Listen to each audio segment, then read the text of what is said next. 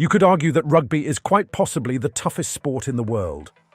While there is no padding and the occasional fight happens, these players aren't paid nearly as much as the likes of Patrick Mahomes and now Shohei Ohtani. But many of the top stars earn more than their fair share when playing the game.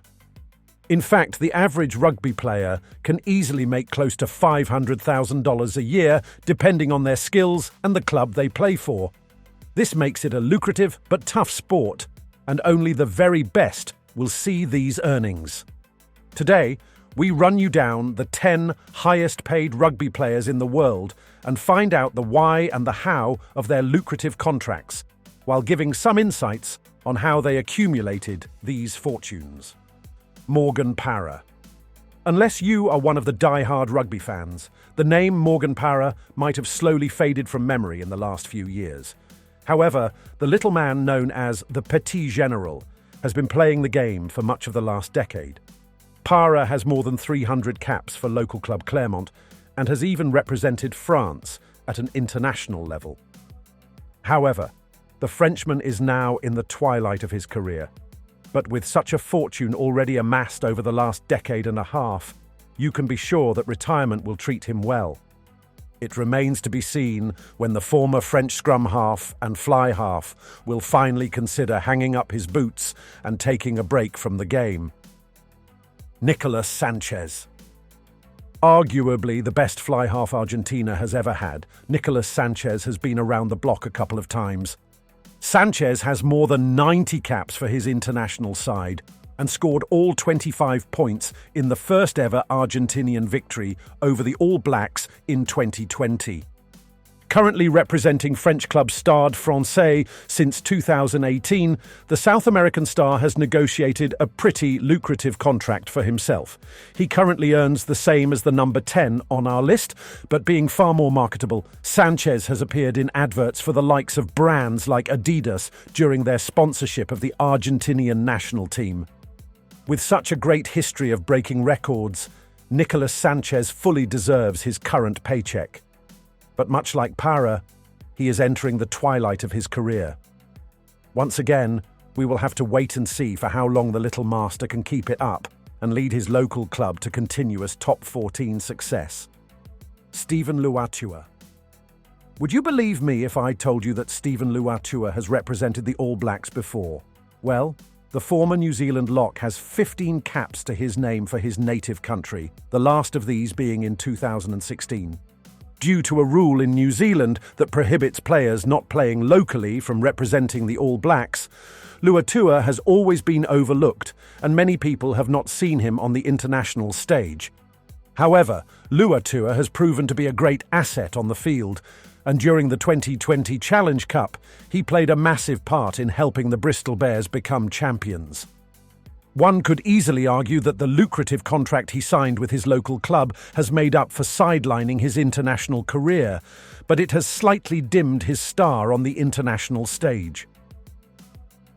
I will let you decide whether playing for a lucrative contract in Europe outweighs the privilege of representing the All Blacks. Let me know in the comments. Shah Kolisi. The name Shah Kolisi has been on the lips of every international rugby fan over the past year. The two-time World Cup winning captain has even been compared to the likes of Richie McCaw, and since moving to the Sharks in South Africa, he has seen a resurgence in form. Whilst a major injury sidelined the Springbok number 6 for most of 2023, Kolisi came back with a vengeance, and since winning his second consecutive Webb Ellis Trophy, he is hot property on the transfer market. In fact, Racing 92 scooped up Kolisi for the 2024 season, and his salary is estimated to be around the $1 million mark for his new French club. At only 32 years of age, Kolisi definitely has a few years of rugby still in him, and with the credentials of players like Dan Carter and Richie McCaw, Sire should be making big bugs by the time his career draws to a close. In fact, the Springbok captain has already signalled his willingness to still be part of the Springbok team in the future. Owen Farrell. Owen Farrell is arguably the most hated player in rugby. Recently, Farrell was booed out of the park as Saracens played the Bulls at Loftus. In fact, Blue Bulls coach Jake White condemned the situation, but Farrell has been in the news for all the wrong reasons. Having scored more than 1,000 points for England and becoming the highest point scorer in English history, Farrell has built quite a reputation for himself over the years. Not only does his tackling ability send fear into the hearts of opposition players, but his kicking is virtually on point in every game. Currently, Farrell plays for local club Saracens, and with a salary of more than $1.1 million, it is hard to say that he is not looked after by the club. Farrell might not be the youngest player in the English squad, but he certainly has a few years still in him. But whether you hate him or love him, you can be sure that he is one of the highest earners currently playing the game. So who does this leave us with for our top 5? Maro Itoje.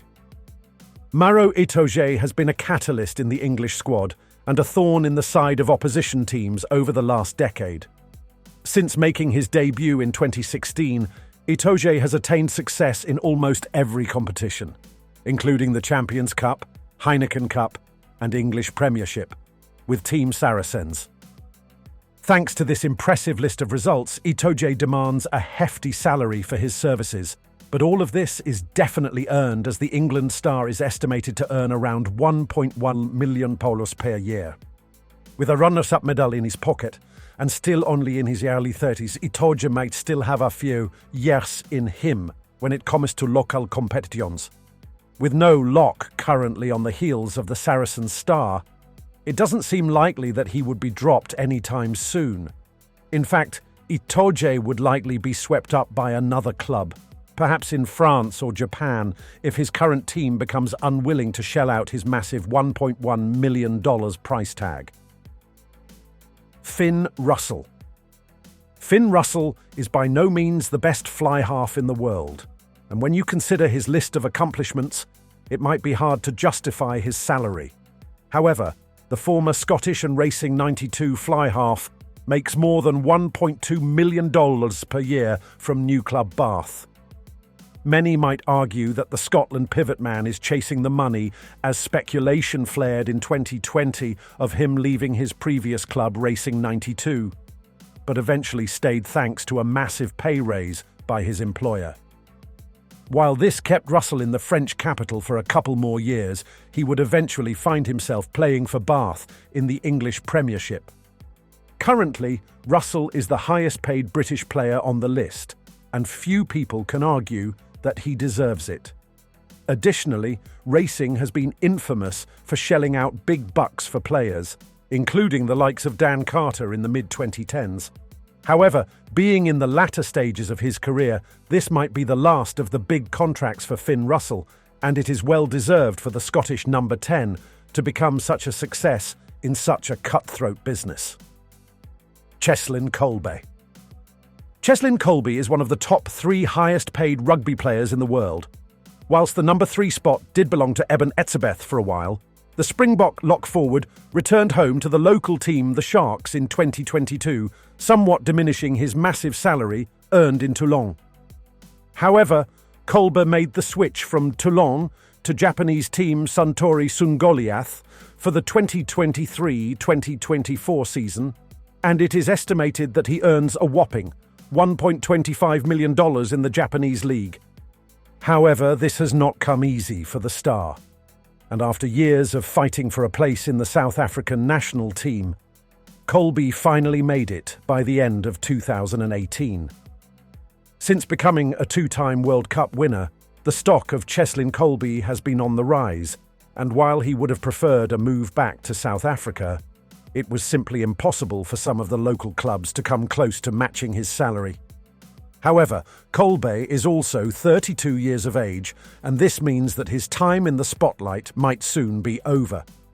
It would not be a surprise to see him return to South Africa and finish his career with a local team once he has made all the money he can in Japan. But our top 2 might surprise you. Charles Piutau. Now, I am sure you expected one of the big names, perhaps Ardie Savea or one of the Barrett brothers. But Charles Piutau is currently the second highest paid player in the world. In fact, not making the All Black squad seems to have worked out just fine for the number 12. And even after making his All Black debut in 2013, Piutau made the move to play in Europe. Piutau moved to the London Wasps in 2015, before completing moves to Ulster and Bristol Bears. He has been a solid investor as well, buying numerous properties around the world, and since the new rule of nationalities, Piutau has even played 5 caps for Tonga since 2022. While he might or might not have been a wasted talent for the All Blacks, he certainly found the treasure at the end of the rainbow. With an estimated salary coming close to £1.5 million per year, you can be sure that he will be happy, even after missing his opportunity to win the Webb Ellis Trophy in 2015. So who could be left at number 1? Handré Pollard. If we consider generational rugby talents, a few names come to mind. Dan Carter, Johnny Wilkinson, and Stephen Larkham are just a few of the best number 10s to ever play the game. However, in the modern game, a new hero has arisen, and this is Handré Pollard. You see, Pollard is also a 2-time World Cup winner, and virtually any team he plays for seems to continue winning. Thanks to his impressive resume, Handré Pollard is in high demand, with numerous teams, including Toyota Verblitz, Gloucester Racing, Toulon, and many more, desperately fighting for his signature. However, the Springbok number 10, or Iceman, as many call him, has found a home at Leicester Tigers and is reportedly earning between $1.8 and $2 million per year for his skills. This comes off the back of a massive leg injury that saw the star sidelined for around 4 months before joining the Springboks in winning the World Cup. But while this is the official list for 2023, many players are making a name for themselves in the various competitions around the world. The Barrett brothers are hot on the heels of the top 10, and with the rumour mill circulating around R.G. Snyman, we might even see another South African enter the next list we make. But who do you think deserves to be the highest paid rugby player in the world?